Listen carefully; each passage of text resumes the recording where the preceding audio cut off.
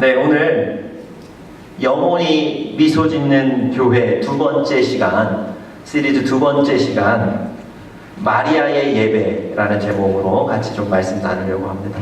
시간이 좀 지나기는 했는데요. 여러분, 지지난주에 제가 예배로 영혼이 미소 짓는 교회 첫 번째 시간, 다윗의 예배에 대해서 말씀드렸습니다.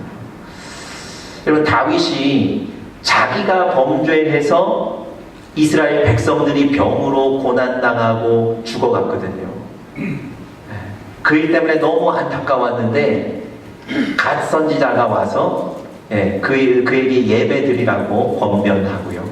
그 예배를 통해서 하나님께서 그 징계들을 멈추어 주신 줄 믿습니다. 그래서 그 다윗의 예배를 보면서 제가 세 가지로 말씀드렸어요. 다윗은 어떤 예배를 드렸는가? 혹시 기억나세요? 첫 번째, 감사와 감격이 있는 예배. 두 번째는 어떤 예배였죠? 자기의 것을 헌신하는 예배. 그리고 세 번째는 하나님이 받으시고 반응하시는 예배. 여러분, 다윗은 그런 예배를 드렸습니다. 오늘 우리가 영원히 미소 짓는 교회 두 번째 시간, 마리아의 예배라는 제목으로 좀 나눌 텐데요. 제가 오늘은 제목을 하나 더 붙였습니다. 예배란 무엇인가? 그래서 오늘 예배의 본질을 좀 회복하는 귀한 시간 되시기를 간절히 바랍니다. 주일 아침에 한 가족이 교회를 향해서 바삐 걸음을 옮기고 있었습니다. 교회에 다 달았을 무렵에 부모님 손을 잡고 있던 아이가 부모님을 보고 이렇게 얘기합니다. 엄마, 아빠, 오늘 예배 시간에는 졸지 마세요. 내가 창피해요. 그렇게 얘기를 하더랍니다. 엄마가 아이가 하는 그 얘기를 듣고 깜짝 놀라서 혹시 옆에 있는 사람이 들었을까봐 좌우로 고개를 끄덕이시더니 이렇게 쳐다보시더니 아이에게 그만하라고 눈짓을 딱 주셨어요. 그런데 이제 그렇게 교회에 갔는데 그날 그 아이의 그 간절한 부탁에도 불구하고 이 부모님들은 지난주와 동일하게 예배를 드리셨습니다. 이 부부는 사회자의 인도에 따라서 일어났다가 앉았다가 하시면서 예배 순서를 따라가고 계셨어요. 신앙 고백도 읽으셨고요. 좀 길게 느껴지는 대표 기도도 들으셨고요. 그 다음에 성경 봉독과 성가대의 찬양도 다 경청했습니다. 이제 목사님의 설교 시간이 됐어요. 목사님이 강단에 올라가셔서 설교를 시작하시는데 그날따라 설교가 유난히 길게 느껴져서 한쪽 귀로만 설교를 듣고 있었습니다. 여러분, 설교를 들으시면서 눈으로는 주보를 샅샅이 읽고 계셨어요. 교회 소식도 낱낱이 읽으셨고 또 그러면서 주보에 있는 오타도 다 잡아내셨어요. 그래서 주보의 오타를 다 수정까지 하셨어요. 또 성가대 오늘 누가 빠졌나도 쳐다보셨어요. 그러고도 시간이 얼마 지나지 않았는지 설교가 끝나지가 않은 거예요. 그때부터 이 두 부부가 몸이 좌우로 흔들리기 시작하셨습니다. 하필 그 일주일의 피로는 설교 시간에 다 몰려오는 것 같습니다. 가끔 이 설교자가 어조를 높이면 그 졸린 눈을 뜨시려고 막 애를 쓰셨다가 다시 이내 눈이 감기고 맙니다.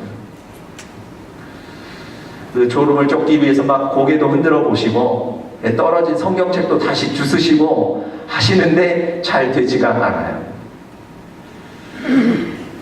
여러분, 예배를 드리고 계신 게 아니라 졸음과 싸우고 계신 겁니다. 가운데 있던 어린아이도 지루한지 자기도 몸을 좀 흔들어 보고, 어린아이들 왜 주보로 비행기 적는 거 아시죠? 비행기도 좀 적어보고, 그리고 졸고 계신 엄마의 옆구리를 툭 쳐보기도 하는데 나아지지가 않아요. 여러분, 이 아이가 견디다 이 부모님에게 이렇게 얘기합니다. 엄마, 아빠, 졸지 말고 빨리 요금 내고 집에 가자 그러더랍니다. 이 아이는요, 하나님께 드리는 헌금을 어떻게 생각한 거예요? 마치 우리가 요금 내듯이, 전기를 쓰면 요금 내듯이 요금이라고 생각하는 거예요. 여러분, 부모님도 자녀도 다 예배의 자리에는 와 계신데 예배가 무엇인지는 모르는 거예요. 예배에 참석은 하고 있는데 그 예배가 누구에게 어떻게 드리는 것인지는 모르는 거예요. 여러분, 우리도 매주 예배를 드리고 있습니다.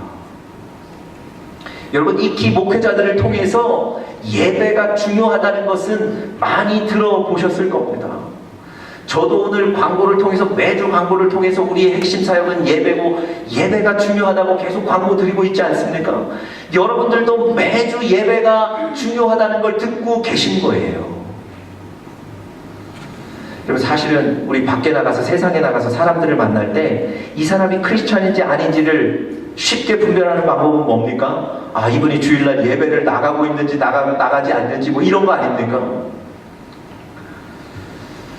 여러분, 이렇게 중요한 예배에 여러분과 제가 나와 있는데 혹시 우리도 위에서 소개해드렸던 그 가족처럼 나와는 있지만 예배를 정확히 모르고 있지는 않은지, 예배의 형식만 따라가고 예배의 본질은 놓치고 있지 않은지 잘 살펴보셔야 될 줄 믿습니다.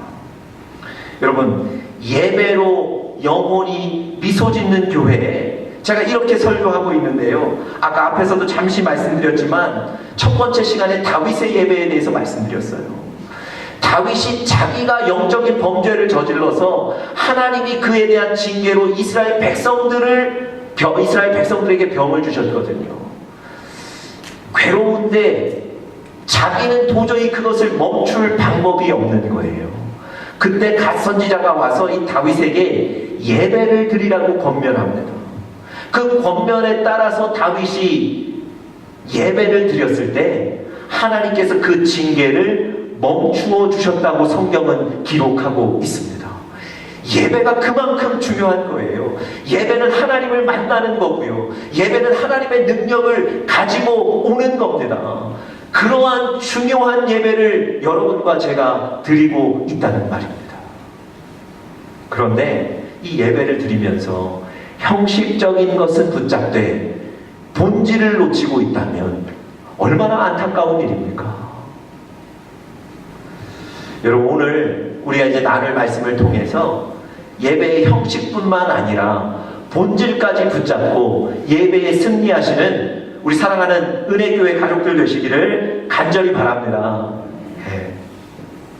오늘 우리가 요한복음 4장 본문을 읽었는데요. 이 요한복음 4장 20절부터 24절까지는 예배에 관해서 직접적으로 아주 우리에게 잘 설명해 주시는 구절입니다.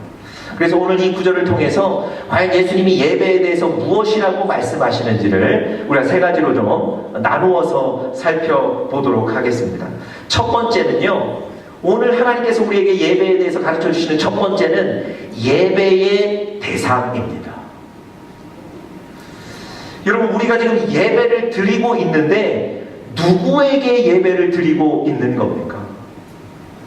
분명히 예배의 대상이 있습니다. 그 예배의 대상은 하나님이신 줄 믿습니다. 우리가 우리의 조상에게 예배하는 것도 아니고요. 우리가 존경하는 어떤 사람에게 예배하는 것도 아니고요. 광활한 자연에 대해서 예배하는 것도 아니고요. 우리가 예배하는 대상, 우리의 예배를 받으시는 분은 하나님이신 줄 믿습니다. 여러분, 제가 너무 당연한 얘기를 하고 있죠. 여러분들 너무 잘 아시는 얘기를 하고 있죠. 그런데 여러분, 이 예배의 대상이 하나님이라는 사실을 인식하신다면 우리의 예배의 자세가, 우리의 예배의 마음이 달라집니다. 여러분, 한국의 대구라는 지역 아시죠? 대구에 작은 산이, 지역에 있는 작은 산이 있었는데요. 자꾸 불이 나는 거예요. 여러분, 한 번은 누가 실수했겠거니 그러고 넘길 수 있는데 하루가 멀다 하고 그 작은 산에 자꾸만 불이 나는 거예요. 여러분, 실수가 아니라 누군가가 의도적으로 그 산에 가서 화재를 일으키는 거예요. 여러분, 그러니까 그 지역의 시의 공무원들과 경찰들이 난리가 났습니다. 산불 진화도 해야 되겠고 그 불을 지르는 범인을 잡아야 될 것 아닙니까? 그래서 공무원들과 경찰들이 나뿐만 아니라 밤까지도 순찰을 하는 거예요. 그런데 여러분, 범인이 잡히지를 않습니다. 여러분, 화재의 위험은 계속 있고 범인은 잡히지 않고 얼마나 힘들었겠습니까? 이 순찰 업무에 지친 이 경찰들과 공무원들이 나중에 어떤 일을 한 줄 아세요? 그 산에 올라가면 멋진 바위가 있거든요. 그 바위 앞에 절을 하더라고요. 그 바위를 놓고 절을 하면서 거기다가 비는 거예요. 산불이 다시는 일어나지 않게 해주시고 범인이 빨리 잡혀지도록 도와주십시오. 그 바위 앞에 절을 하는 거예요.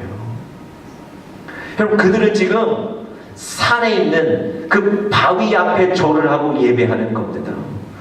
무언가 실체가 없는 산의 어떤 영혼들에게 나를 좀 도와달라고 예배하는 거예요.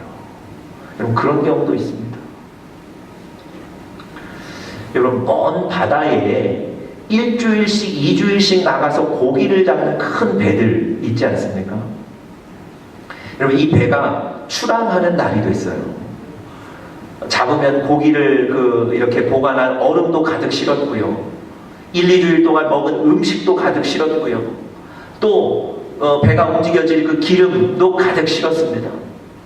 그리고 이제 배를 고정시켜 놓은 그 쇠 기둥에서 그 줄도 풀었어요. 이제 출발하는 겁니다. 그런데 갑자기 어떤 여자분이 막 달려오시더니 그 줄을 묶은 쇠 기둥에다가 술을 붓기 시작하는 거예요. 네. 사람들이 다 의아해했어요. 이게 뭐 하시는 겁니까? 그 여인이 누구였냐면 그 배 선장의 아내였어요. 뭐 하는 걸까요? 일주일 내지는 2주일 동안 안전하게 다녀오라고 그 쇠 기둥에다가 술을 붓는 거예요. 그게 무슨 그 지역에 내려오는 전통인지는 모르겠지만 어쨌든 그 남편과 선박의 안전을 위해서 누구를 의지하는 겁니까? 술과 쇠 기둥을 의지하는 거예요. 그것에 예배하는 겁니다. 여러분, 지금 제가 위에서 설명드렸던 것처럼 우리의 예배의 대상은 여러분과 제가 선택할 수 있어요. 때로는 바위 앞에 예배하실 수도 있고요. 때로는 실체가 없는 산에 없던 영혼들에게 예배하실 수도 있고요. 때로는 쇠기둥에 예배하실 수도 있는 거예요. 여러분은 지금 무엇에게 예배하고 계십니까? 우리의 예배를 받으실 분, 우리의 예배의 대상은 누구십니까?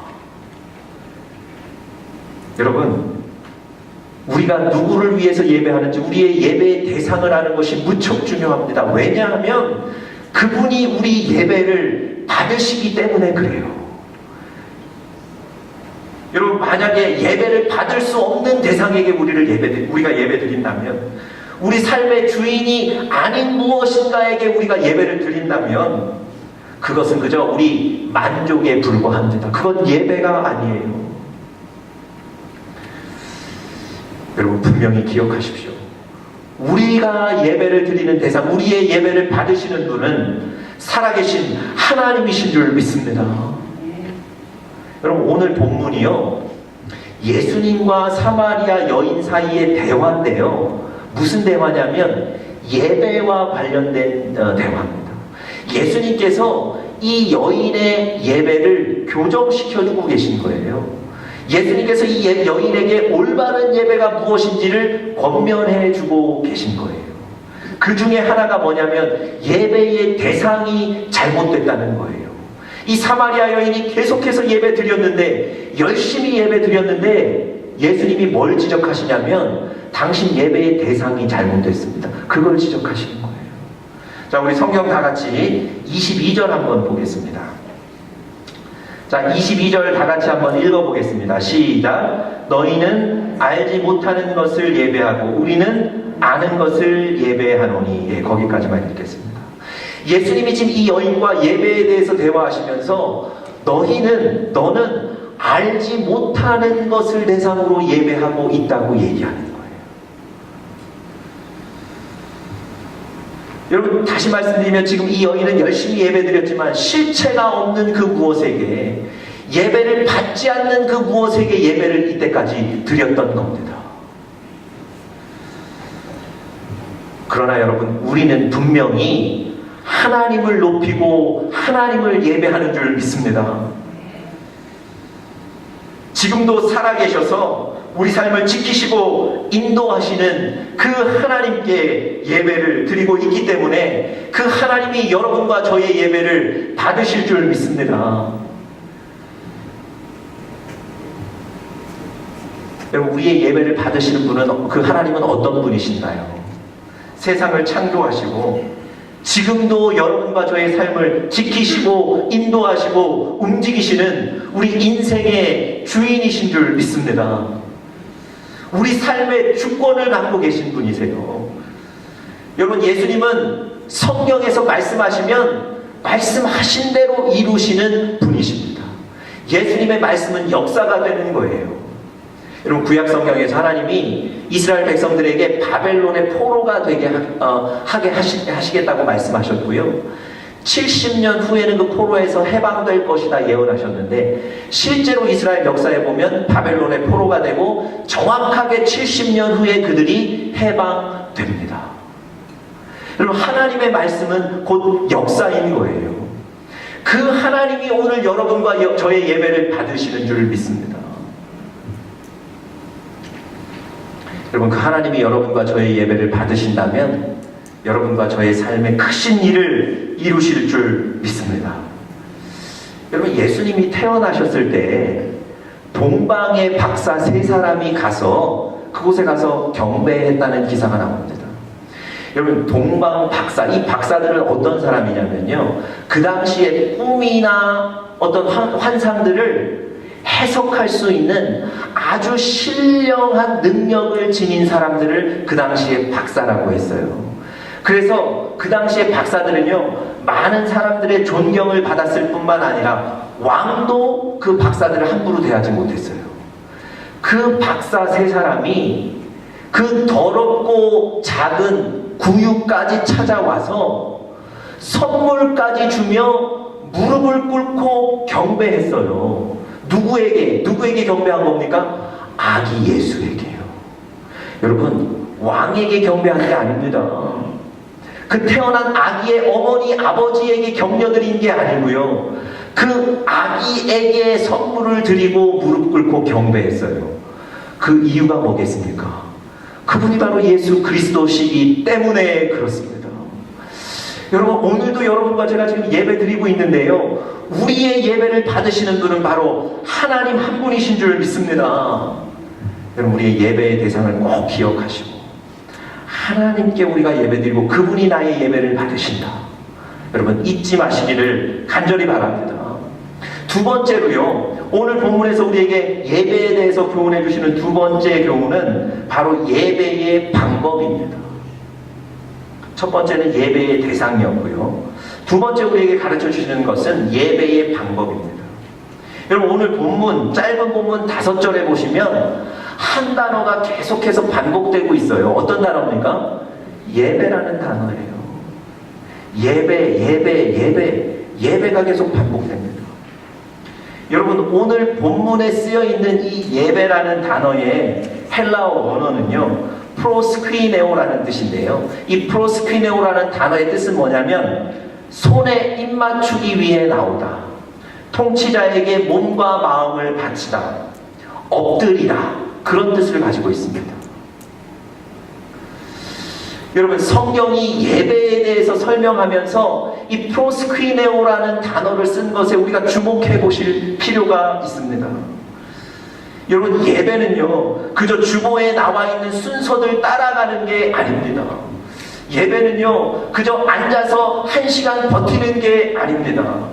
예배는, 진정한 예배는 이곳에 나오셔서 하나님을 높이기 위해 내가 낮아지는 것, 하나님을 높이기 위해 내가 그분 앞에 엎드리는 것, 오직 하나님께만 영광이 되는 것, 그것이 진정한 예배인 줄 믿습니다.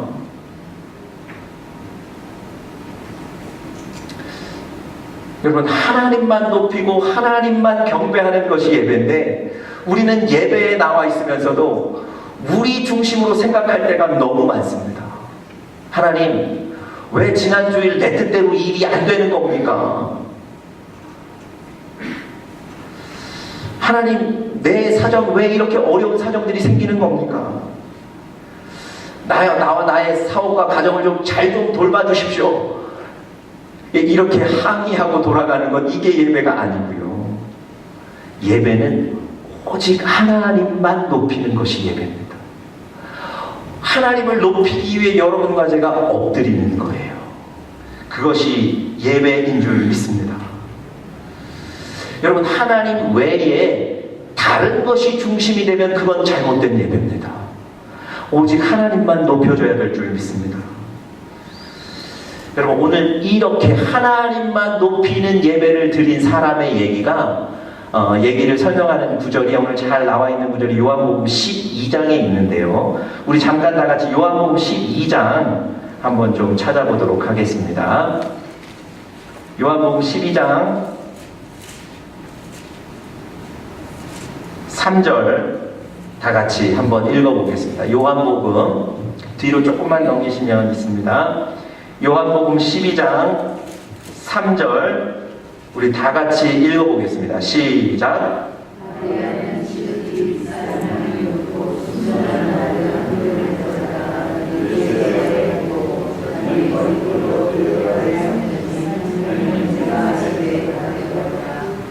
네, 오늘 요한복음 12장에 보면 베다니 사람 마리아의 얘기가 나옵니다.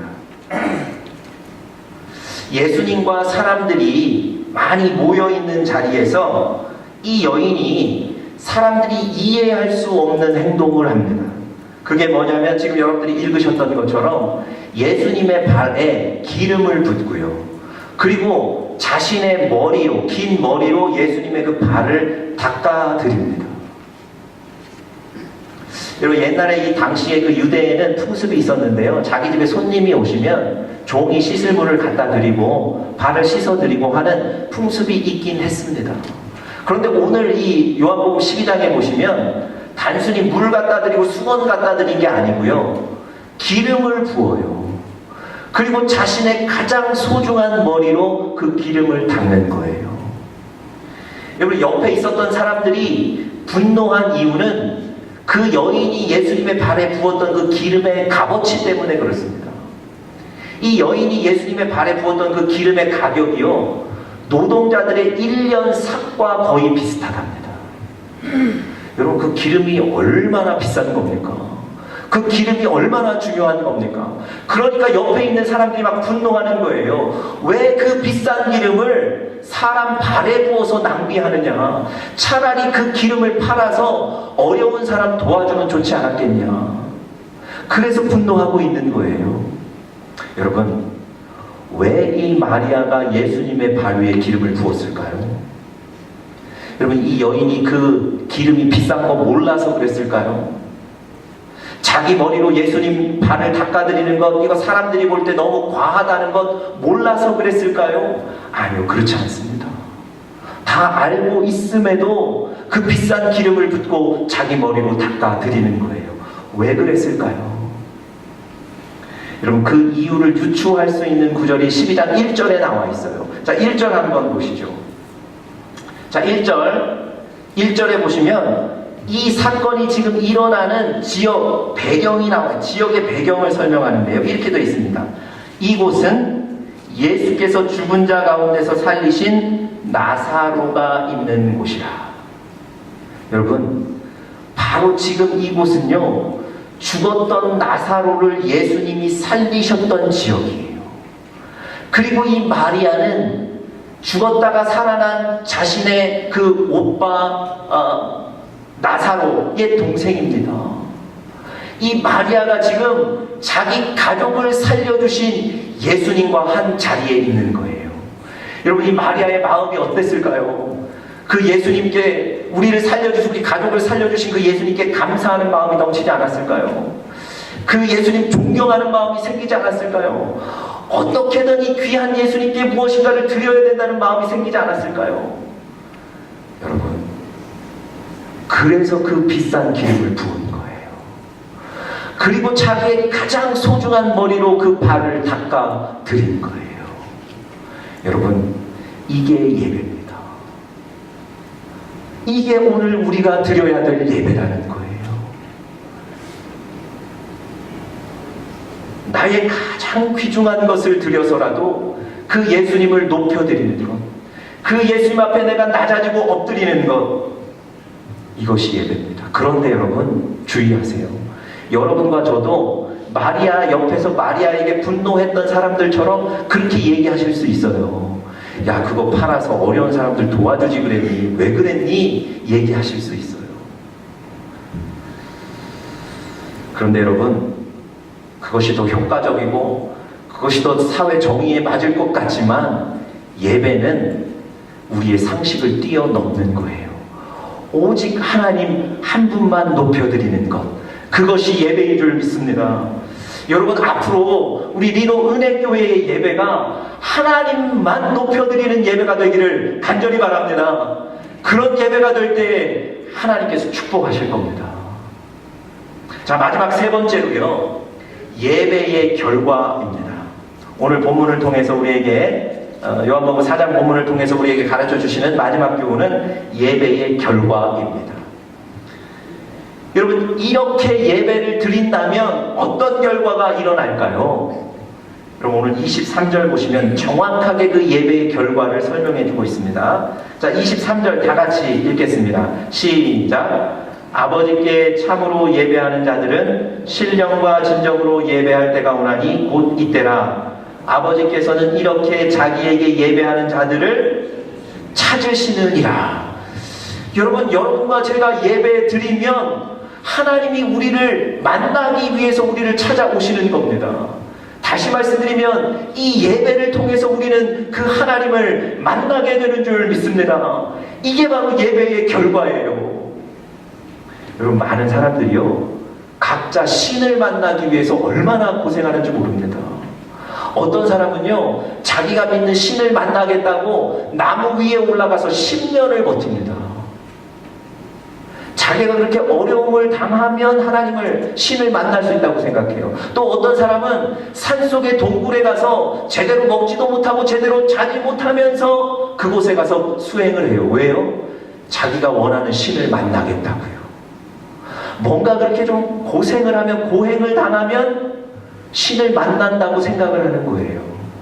그런데 여러분, 우리 그리스도인들은 그렇지 않습니다. 우리 그리스도인들은 하나님 만나기 위해서 산속에 가지 않아요. 우리 그리스도인들은 하나님 만나기 위해서 어떻게 하시면 됩니까? 예배 드리시면 되는 거예요. 여러분과 제가 지금 드리고 있는 이 예배가 그렇게 귀중한 겁니다. 여러분, 신앙생활이 무엇인지, 신앙에 조금 더 깊이가 있었으면 좋겠다, 어떻게 하면 되지 고민하시는 분들 많이 계신데요. 예배를 드리셔야 합니다. 예배에 집중하셔야 합니다. 왜 그렇습니까? 예배를 통해서 하나님을 만나셔야 그 다음 사역을 진행하실 수 있지 않겠습니까? 여러분, 하나님께 가까이 하는 것이 복인 줄 믿습니다. 다른 게 복이 아니고요, 하나님을 가까이 하는 것.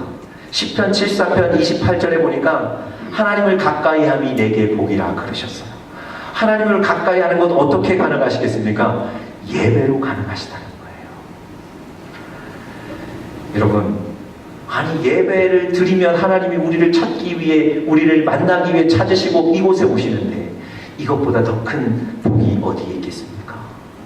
여러분, 예배로 승리하는 여러분들과 제가 되실 수 있기를 간절히 바랍니다. 여러분, 제가 첫 번째 시간에, 예배로 영혼이 미소 짓는 교회 첫 번째 시간에 엘리야에 대해서 말씀드렸어요. 엘리야가 이단 선지자들 850명과 850대 1로 대결을 하는 거예요. 각자 단을 쌓아놓고 참 자기가 믿는 신이 참 신이라면 그 신이 하늘에서 불을 내려서 이것을 태울 것이다. 대결을 하는 거예요. 만약에 여러분 엘리야가 쌓은 단에 하나님이 불을 내려주시지 않으면 엘리야는 850인의 그 이단 선지자들에 의해서 죽임을 당할 수도 있어요. 여러분 그 위급하고 그 다급한 상황 속에 엘리야가 평소처럼 태연하게 예배드립니다. 소제를 드렸다 그랬는데 그 소제는 뭐냐면 아침 저녁으로 드리는 예배예요. 그러니까 아침 저녁으로 드리는 그 평범한 예배를 내가 죽을 수도 있는 그 상황 앞에서 또 드리는 거예요. 여러분 그렇게 예배 드렸을 때 바로 그때 하나님이 어떻게 하셨다고요? 하늘에서 불을 내려주신 줄 믿습니다. 여러분 우리의 예배는 그런 거예요. 여러분 하나님이 만나주신 그 엘리야의 예배, 하나님이 만나주신 그 다윗의 예배, 그런 예배가 오늘 우리 리노 은혜교회의 예배가 될 수 있기를 간절히 바랍니다. 앞으로는 우리의 예배가 이런 뜨거운 예배가 되어서 예배로 승리하셔서 기쁨을 맛보시는 우리 사랑하는 영적인 가족들 되시기를 간절히 바랍니다. 우리 다 같이 기도하겠습니다.